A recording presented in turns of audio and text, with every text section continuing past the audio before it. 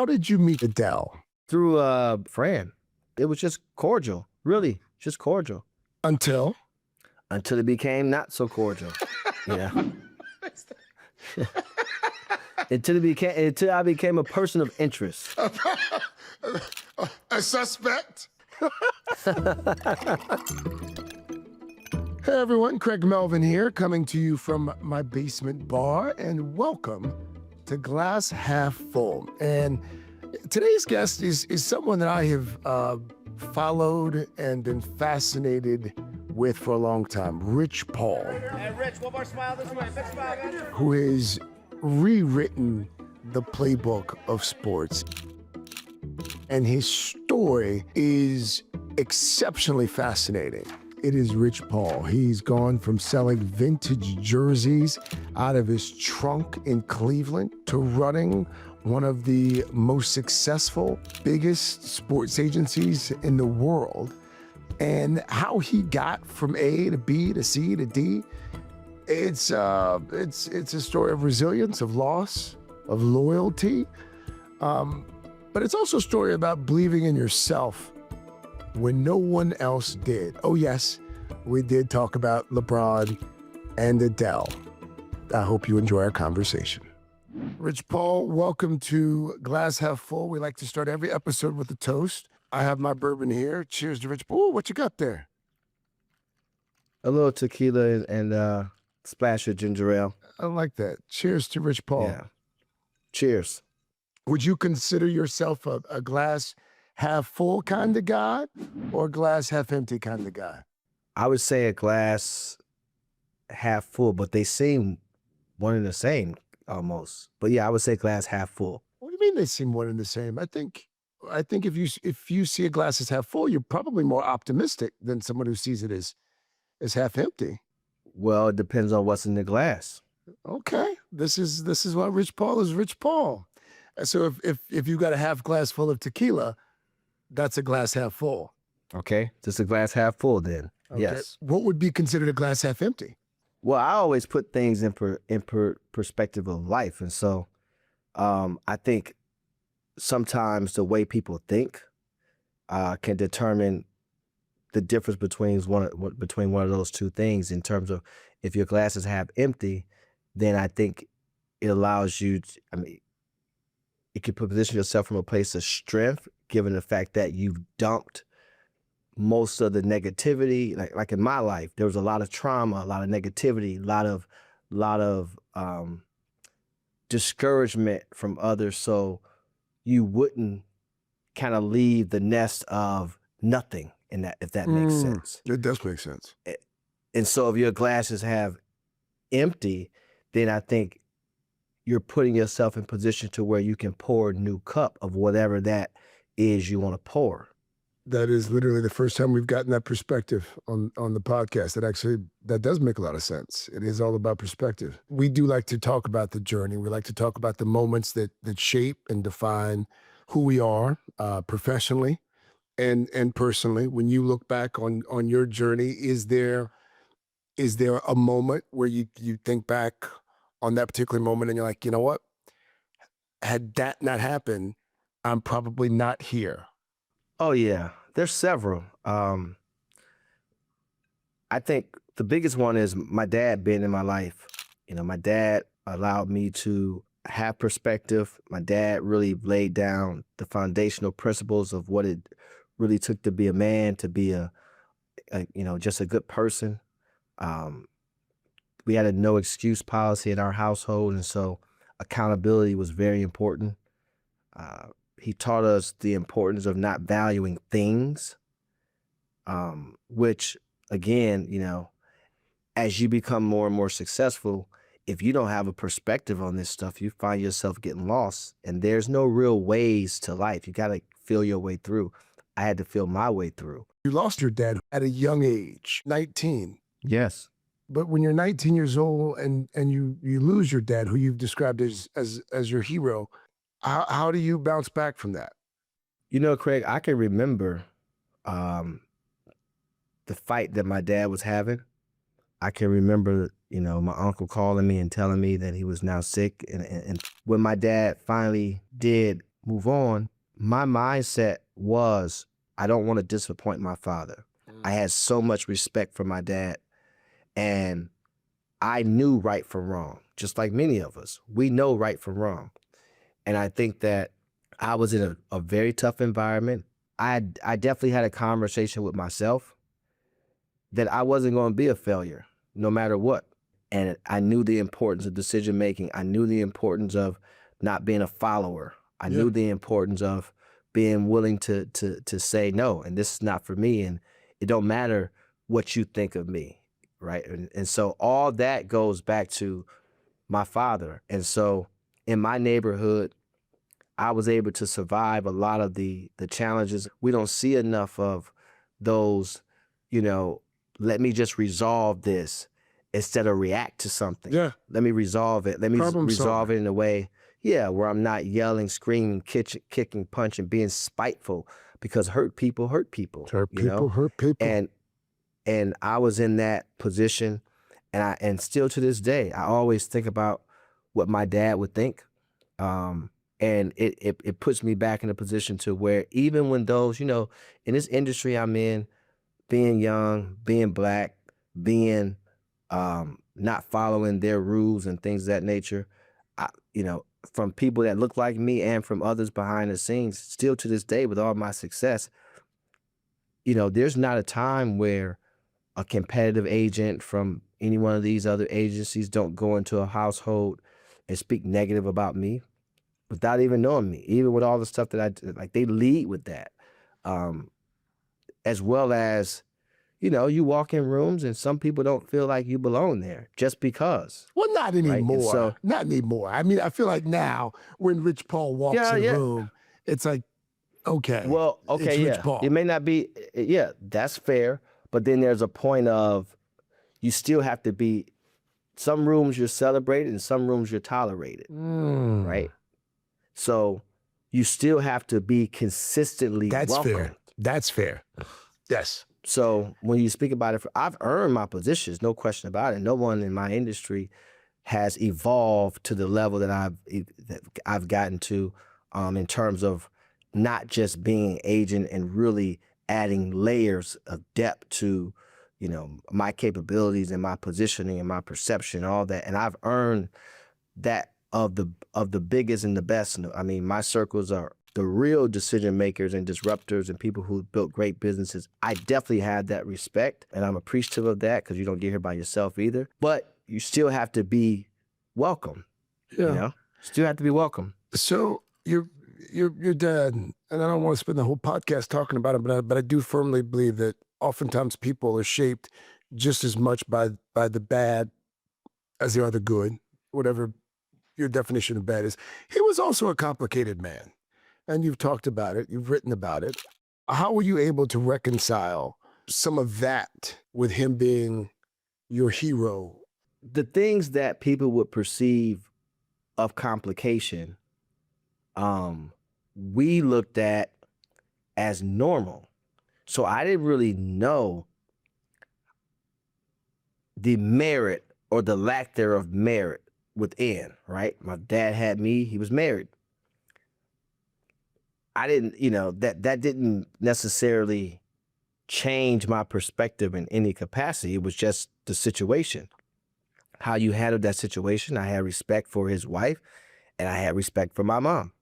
When I went to my dad's house, his wife treated me she welcomed me with open arms. It was all good. So growing up, I didn't have this misunderstanding perspective on anything, right? And also in those times, Craig, you know this, we were told to stay in the child's place. Don't ask questions. So there wasn't a lot of questions being asked, Right. When you, even if you saw something, you kept it to yourself, right? And so, not saying that was right, I'm just saying that's how I was raised. And so, but my dad made up for it for things that he was preparing me for, and it was life. Everything my dad prepared me for was about life. It wasn't about the position I'm in now. It was never about, riches or the luxurious things or material things. It wasn't about that. It was about surviving day to day.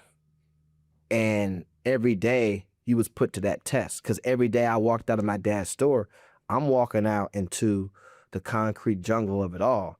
And there's things going on across the street, around the corner, down the street, in the alley, right in front of you. Every single day of my childhood, there was something. It's also what keeps me grounded, man, because we still have a long way to go. Long way to go. You grow up in Cleveland's Glenville neighborhood. Get me from there to selling the vintage sports jerseys out of your truck. Yeah, so growing up in Glenville, great community. Again, even with all the hardship that was going on, you really didn't realize it because it was just so consistent. But you know, you were taught. There was a hustle to you. There was a wanting to do more. You had influences that you wanted to be like, and so. And then I just love fashion. I love clothes. I love shoes, all those things. And one day on a trip to New York, just shopping on Fifth Avenue, really a young kid shopping on Fifth Avenue, I happened to go into the NBA store because I was looking for a jersey. Actually, the Latrell Sprewell jersey I was looking for to match my Bo Jacksons. It was less about Latrell, even though I rock with Latrell, it was more about the colorway of the jersey. Of course. Because I wanted the black outlining of the 8 to match my black Bo Jacksons that I had on ice for about 6 months. But nevertheless, I was in line, and man, I look out the corner of my eye and I see these 2 jerseys, the Elgin Baylor Lakers and Oscar Robertson Bucks. And I asked the young man, I said, "What is that?" And he said, "Those are Hardwood Classic jerseys." And I said, "Oh, you mind if I step out?" He said, "Yeah, go ahead, hurry up." So I go over there, I grab 2, come back, and my checkout amount jumped up really high. But I'm in line, and so I'm not taking them back anyway. So long story short, I buy them. We get back to Cleveland, and I wear them out, you know, because I went to the club Thursday through Sunday. I'm at the club every night, and I'm in the club. We had been doing that since I was 12, 13 years old, pretty much. And I'm in the club, probably 14. I'm in the club, and Still too young to be in the club, but go ahead, keep going. I know, but the response that I got, couldn't sleep thinking about the people asking me about these jerseys. So the guy told me Hardwood Classics, and I go in and I go on AOL and I type in Hardwood Classics, and the store in Atlanta came up, and they had more than just basketball jerseys. And so that led me to call the store as soon as it opened, and I built a rapport with that guy. And then I was spending money with him, and I'm buying 3 jerseys a week. I'm wearing them to the club. I'm buying 3 jerseys. I'm wearing them to the club. And over about the course of 3 months, he and I developed this rapport, and I asked him, could I invest in his business? And he told me to fly down to Atlanta if I was serious. I had never been on a plane before because we always drove everywhere from Cleveland. And so I asked my friend, would he go with me? He said, cool, I'll go. My meeting was at 12:30. And I went to meet a guy named Andy Hyman on East Paces Ferry. We went to a little pub next door to a store, Distant Replays. And he told me he could not let me invest, but he would give me 40% off of whatever I decided to buy if I agreed to work 1 weekend out of each month in the store. And because I had worked in my dad's store for so long, it was simple to me. And I'm trying to figure out a way. And I said, sure. So through my journey of going back and forth to Atlanta, that's when I met LeBron in the airport. It wasn't the first or second time, but it was just through my journey going back and forth. And by that time... It's interesting because I was sitting here thinking, Rich Paul remembers this with a tremendous amount of detail. And now I understand why you remember it with so much detail. Had it not been for your love of the hustle, you would have never met LeBron James. Zero. No, I mean, he was that close. He was 24 miles from me, and my high school played his high school every year. But that's different than the interaction that we had. And the weird thing about that is it's because of what I had on. And because of what he saw prior to leaving his house, I just found this out 20 years later.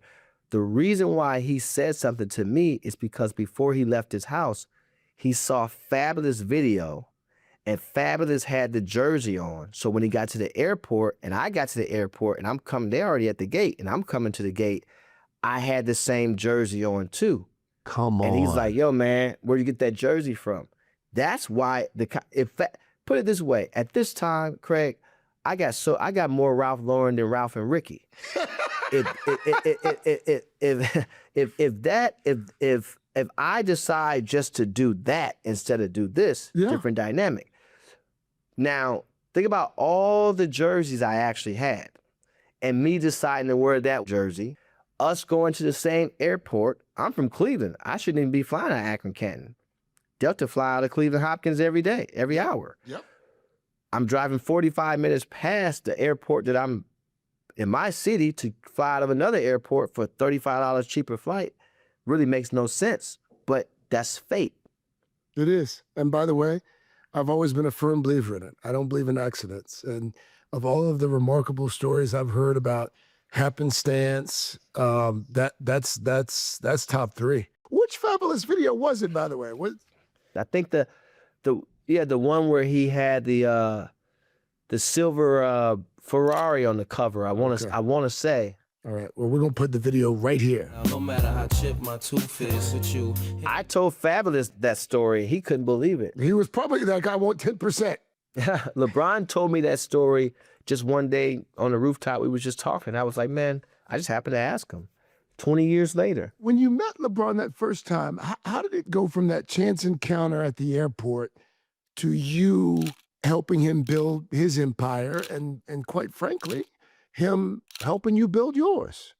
I think we bonded amongst over our moms, because I wasn't from Akron, and everyone was wondering, why you got this guy around you pretty much, and so I didn't expect me being in the position I'm in, and you get a lot of people on these these social media platforms that have a lot to say without really understanding the journey. When you say you and LeBron bonded over your mothers, what do you what do you mean? His mother was young when she had him, 16 years of age, and he moved around and things of that nature. And my mom was also someone who was not as young when she had me, but young when she had my siblings. And there's a lot of similarities in us. Obviously, he was the only child. I'm the youngest child, and we just talked a lot about things, and I opened up to him about things that my mom was struggling with and things of that nature. And so we had real conversations. And I remember we was in Chicago one day and a kid wanted to autograph, and he really didn't care to sign the autograph at the time. He was young and this and that. And I had a conversation with him about, when God chooses you, then you got to play those cards, You got to play those cards, and it's going to be one day, people not going to want your autograph. And the great thing about him is he's not too big not to listen. And we've had several of those times, and I pick my spots, because, it's hard to be in that position where people want you to be perfect for forever. Let's talk Klutch for a moment. It's, one of the most successful sports agencies in the world right now. How did you build it? When did you realize that was something that you wanted to build? It was a very organic thing, Craig. I didn't come into the space wanting to be an agent at all. Growing up, it wasn't like I wanted to be an agent. Yeah. That wasn't the case. You couldn't even see them. Like, we didn't know what an agent looked like per se. And so, but once I got into this space, I knew basketball, I knew business, I knew people. You knew and people. So you knew people. Yeah. I would maintain of the three things that you just mentioned, it was the last thing that was the most important, but keep going. Yeah, knowing people was very important, having the relatability and having a willingness to educate all the time. See, I was so experienced at such a young age that I could talk about a number of different things and enlighten people on a number of different things. And so as I'm in these circles with these athletes, I'm not afraid to be in the room because the people that I had surrounded myself with, they was neighborhood superstars. And so there was no real difference to me between this person or that person, Actually, I got a lot more respect for this person because, I know what they're going through every day. And so that allowed me to not have this overly exciting behavior and really be able to survey a room, observe properly, speak, not speak, and then give the game.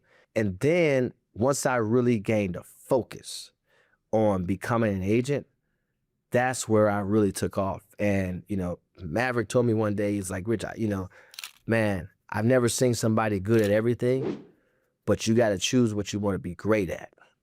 And this is the conversation that we had with each other because we can have these conversations. And once I gained that focus, I didn't look back. As we sit here, obviously everyone knows you rep LeBron. He's probably your most famous client, but the list is long. Walk me through it. You can't give me a whole client list. I know that, but Asia Wilson. Asia Wilson, yes. Juju Watkins, yes. And Chelsea Gray. And I like to make sure that I don't forget the aces because, a lot of the women that we represent, Naz Hillman, who's her grandmother, I played her grandmother's backyard with her mom and her uncles, like we grew up on the same street and we end up representing her. I wasn't even in women's basketball at all. And my sister called me and said, Nishima's daughter was going to go to WNBA. I'm like, we done in women's basketball. And my sister's like, well, you is now. It's like I have that type of surrounding. But look, when you talk about the opportunity that LeBron gave me, I'm also appreciative of the opportunity that every client gives us every year and every day, night in and night out, whether it's Jalen Johnson and Darius Garland, Tyrese Maxey, De'Aaron Fox, Anthony Davis, Draymond Green, Fred VanVleet, Jeremy Grant, Miles Bridges, You got a hell of a client list. You got a hell of a client list. Yeah, I mean, Jalen Hurts, when you talk about Myles Garrett, guys like Malik Neighbors, and there's just so many that have given us an opportunity. And we've had all this success. And Craig, I could be honest with you, it's still 300. We're fighting the battle of Bunker Hill every day. Wait a minute. What kind of battle is Rich Paul telling you, fighting? Because people still aren't comfortable with leadership looking how I look. I'm talking about the sole decision maker, not someone who works at a company and is ahead of something. I'm talking about the ownership, the decision maker. You mean like a team owner? The decision maker, But whether it's ownership. Even if it's Rich Paul. Ownership is one thing, control is another thing. Yeah, still, yeah. I mean, because you can see, because from the outside looking in, Rich, it seems like things are going pretty well. Like when Rich Paul walks in the room now. Things are, yeah. When Rich Paul walks in the room now, it's a lot different than it was yesterday. No question about it. I'm not saying that. But I'm saying we still have to work on getting people consistently comfortable. There's still a world where people think the ice is colder. There's still a world where you're not comfortable with the leadership. That's just a fact, because it's not the receipts. It's not the stats. It's not that. Right. So if it's not the stats, then what is it? And now I will say one thing I'm extremely proud of is everywhere I go, kids like, bro, you really changed my life, man. I want to be an agent because of you. I want to do this because of you. Like that to me trumps any dollar amount, man, because like that's impact. Like that is truly impact. When I was growing up, again, I didn't know what an agent was. Didn't have that identification. Today, people see me and they know how to identify what an agent was. And today, being an agent is probably 1/18 of what I do. How did you meet Adele? Through a friend. I had known her for some time. Just when you're in these circles, man, you're in these circles. But I never tried to get fresh with people that's in comfortable circles because they always have to deal with that. So that was never my thing. It was really something that happened very organically, really. It's like much of your life. Did you spend a lot of time before listening to Adele music? Was that your? You don't strike me as no, not actually. Obviously, you can't help but to hear the monster hits, but no, Not exactly.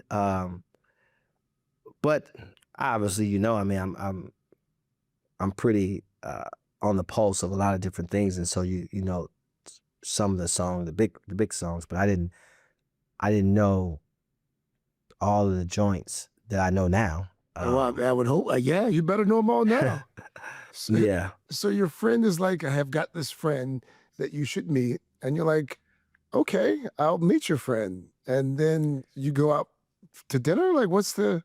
No, no, no, no, no, no. It was more so, we're all in the same Circle. vicinity. We're all in the same circles, and we hanging or whatnot, and um, we just used to always see each other, laugh and joke, and it was just cordial, really, just cordial Until until it became not so cordial. Yeah. Until I became a person of interest. a suspect. Do you sing at all? I'm the best singer in the house. Shut up, Rich Paul. Shut up, Rich Paul. All right, Craig's curiosities. These are actually things that I've always been curious to know about you. Best piece of advice Rich Paul has ever received. My dad told me, "You once a man, twice a child, son." And I never understood what that meant. And he said, growing up, you're a baby, you grow to become a man. How you treat people along the way will determine when you grow old and become a baby again, how they treat you. Mm. And so that always stuck with me. And it's something I live by all the time. So that was one of the best pieces of advice I've got. We've talked about your dad a lot, and you lost him, if my math is right, about 25 years ago. Yeah. What do you think he would say about all of this worldly success that his boy has managed to attain? What would he say about it? Oh, my dad today, he would be extremely proud. I mean, my dad, you know what? I can't tell you how proud my dad and mom would be. My mom actually got to see a few things. One of the last things my mom saw was a championship won, a situation that I had a heavy hand involved in, and multiple players on the team. And then, I had the number 1 pick and the 29th pick that Thursday in the NBA draft. Ben Simmons. That 4 days was a hell of a 4 days, and I was able to take my mom to a parade and things of that nature. So my mom was able to see it. She saw me start the business. She saw the struggles. She saw, me and my brother sleeping in hotel parking lots, changing clothes in the car and driving back. People don't know, like my first my first ever draft class, I got fired before the draft and fired after the draft. So when you talk about What? discouraged, yeah, Who fired you? People don't. There was this kid named Malcolm Armstead. He went to Wichita State, man, and he was a guard, and I don't know, he kind of got cold feet, and then I had a kid that went undrafted, and they convinced him to fire me then, and Who's laughing I was now? sitting in the parking lot. Yeah, I actually offered the kid that fired me the second time. I mean, the second kid, I actually offered him a job. I told him to get ready. Yeah, because I like, love look, that. I don't take any of this stuff personal. I think it's important for you to have a perspective. Perspective is so important in life, and yeah, man. And so but I didn't let that stop me. I didn't let that stop me at all. It's part of it. I think the dents in the man's armor show that he's battle tested, and so I've always been of that regard. And how I grew up, you got challenged every single day, so that wasn't really a challenge to me. Something else I'm curious about. How do you fill your cup? What do you do that's just for Rich Paul? Man, I'm a creative at heart, Craig. I don't know if you know that. Like I'm Like art? You paint? well, no, not from that perspective, just ideate. I'm Oh, okay. always like ideating, and so I was just saying the other day, like some days I wake up and I feel so unaccomplished. And I think You wake up when feeling what? unaccomplished sometimes. And when I get in Rich. that space, I know it's just me being creative though. No, I'm Okay. saying I know it's just like, that's like a push from Okay. yourself. Like, you know, to not be complacent, to not be satisfied, to not sit in your success. Well, last curiosity before I let you get out of here. 2 questions for the road, but favorite song, Rich Paul, what's your favorite song? Don't mess this up. Man, my favorite song, I mean, I got so many favorite songs, but Jesus Love by Lionel Richie. I know it well, yes. I didn't know you were a gospel music guy. I'm a music guy in general, you know, but you said favorite song, so. You did. My producers were hoping you would say Rolling in the Deep, but Nah, I'm not that, I'm probably not that cheesy. guy. Not that cheesy. Nah. But in addition to that, you know, there's some Marvin Gaye records that I love, you know, and I'm a big Anita Baker guy as well. Oh, I love you're a OJ, classic guy. Levert. You're an old soul. Yeah, I'm an old soul guy, man. Teddy P. I'm an old soul guy. And then when you start to get into the current stuff, like you said, song. You didn't say rap. That's true. But my favorite song off of Adele's new album, 30, was Hold On. Why's that? You know, I felt like that record was, at that time, the world needed healing. And I also felt like that song was speaking to my mom because, you know, she went through so much in her life. And the one thing you are able to see is when someone break an arm, break a leg or whatnot, but you can't really see when their brain needs to be healed, you know? And so when I listened to that song, it really put me in a place where it was talking to my mother at the times that she was feeling like, you know, she had nothing left to hold on to, because when you aren't able to get the time back that you miss with your children, you don't know the detriment that comes with that from a mental perspective.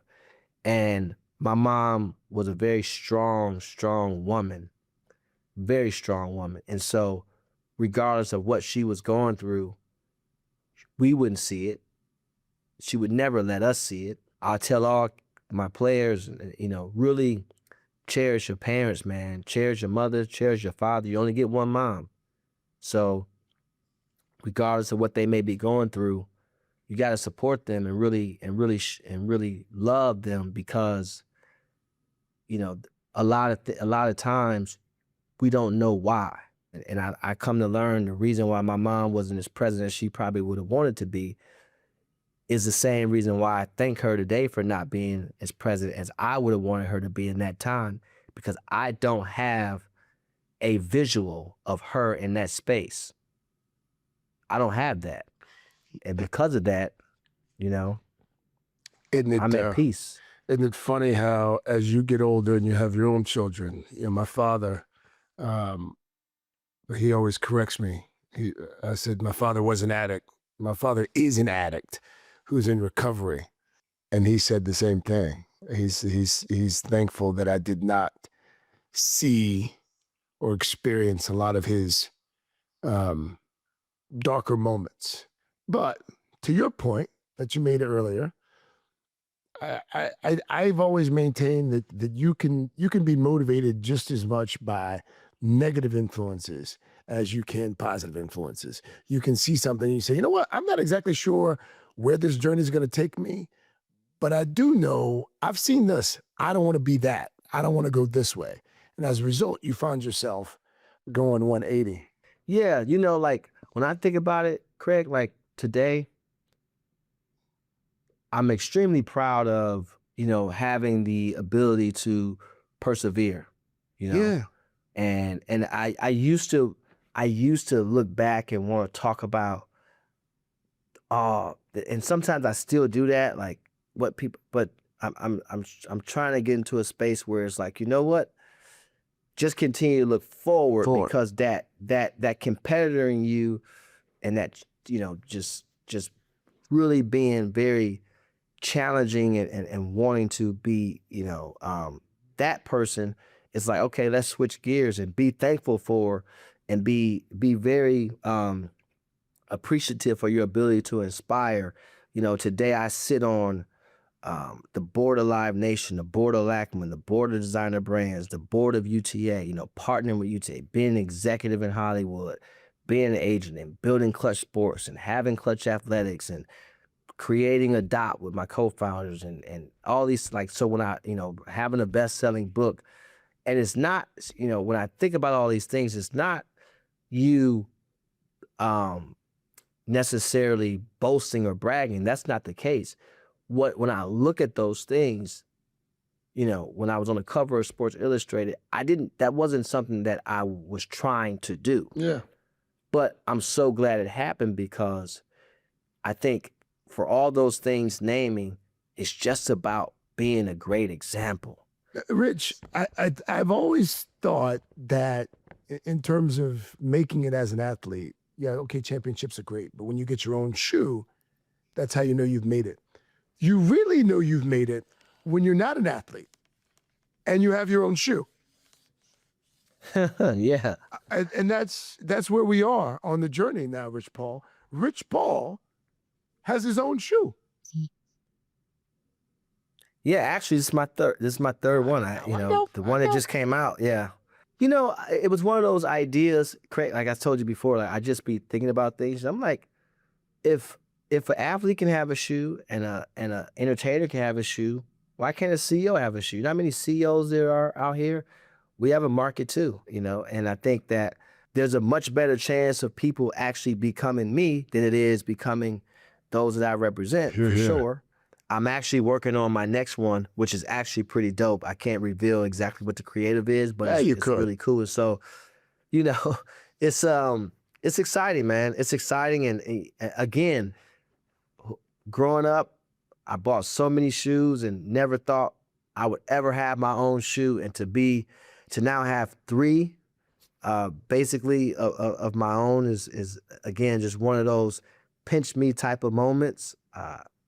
I'm not one of those guys that I don't really celebrate a ton, but I'm also not one of those guys that fake not being happy. You know what I'm saying? I get it. I understand it. And I've always just been a even keel type of person, never too high, never too low. But there's just some things or most things that I'm extremely proud about. One for the road here. Quick question. What is one moment that Rich Paul hopes people remember him for? There's been a lot. I don't know if there's one.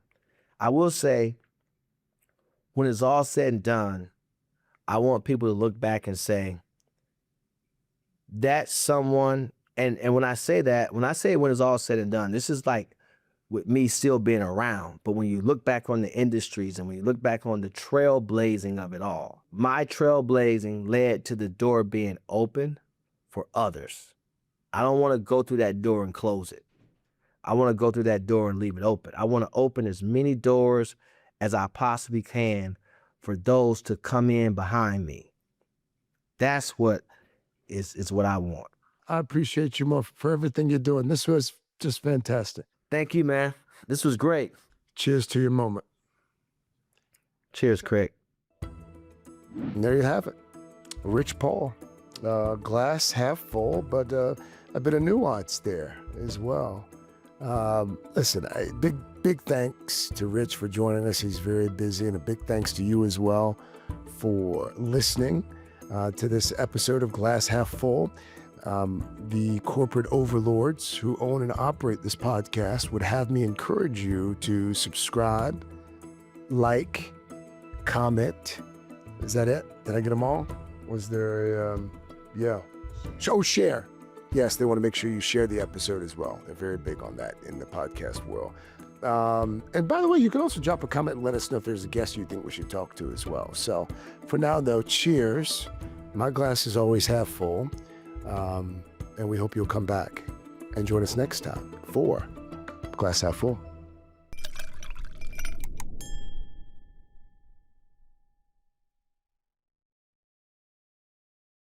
Hey, thanks for watching. And don't forget, you can catch the Today Show every morning on NBC or take Today when you're on the go. Just follow the Today podcast on Apple Podcasts, Spotify, or wherever you listen.